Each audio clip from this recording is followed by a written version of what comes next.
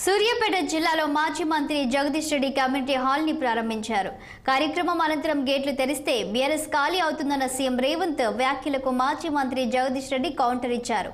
ఎమ్మెల్యేలను కొనేందుకు గేట్లు తెరవడం కాదు, ఎండుతున్న పంటలకు సాగర్, శ్రీశైలం, కాళేశ్వరం గేట్లు ఎత్తండి అని మాజీ మంత్రి జగదీష్ రెడ్డి ప్రభుత్వాన్ని డిమాండ్ చేశారు. ఇక ఎన్ని అబద్ధాలు చెప్పినా ప్రజలు కాంగ్రెస్ ని నమ్మే పరిస్థితి లేదన్నారు. ఇచ్చిన హామీలు అమలు చేయకపోతే ప్రజలే కాంగ్రెస్ గేట్లు బద్దలు కొట్టేలా ఉన్నారని అన్నారు. రాష్ట్రంలో కరువుతో అల్లాడుతున్న రైతులను ఓదార్చే నాయకులే లేరని మండిపడ్డారు. కరువు పాపం కాంగ్రెస్దే అన్నారు. తక్షణమే కరువు సమీక్షలు పెట్టాలని జగదీష్ రెడ్డి కాంగ్రెస్ ప్రభుత్వాన్ని డిమాండ్ చేశారు.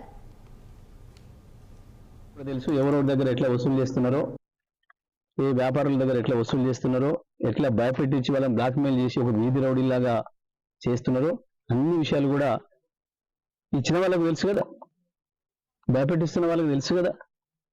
ఉండేనా గత 10 సంవత్సరాలు ఒక్కటంటే ఒక్క సంఘటన వీధి రౌడీల రాజ్యం ఉండేనా? చందాలు వసూలు చేసిన దందాలు ఉండేనా? అత్యంత దుర్మార్గంగా ప్రజల్ని భయభ్రాంతులకు గురి చేసిన సూర్యాపేటలోనే ఆ పరిస్థితి లేకుండా చేసిన 10 ఏళ్ళు.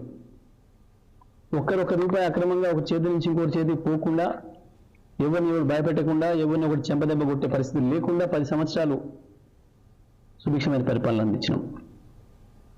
ఇవాళ మొదలైంది అది నల్గొండ, సూర్యాపేట, అది హైదరాబాద్, ఎవరి స్థాయిలో వాళ్ళు